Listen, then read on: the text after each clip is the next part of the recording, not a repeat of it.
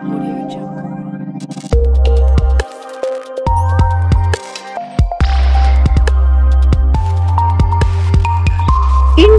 TV9 news Maharashtra.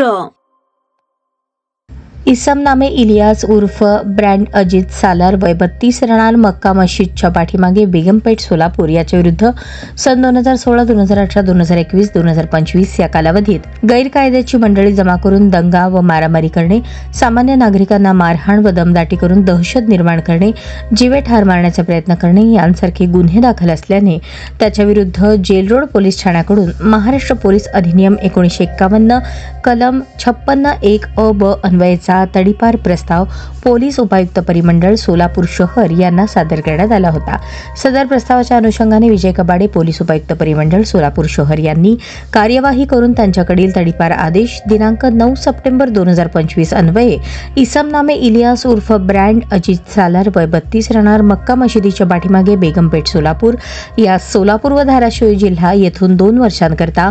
तडीपार केले आहे। तडीपार केल्यानंतर त्यास विजयपूर कर्नाटक येथे नेऊन सोडण्यात आले।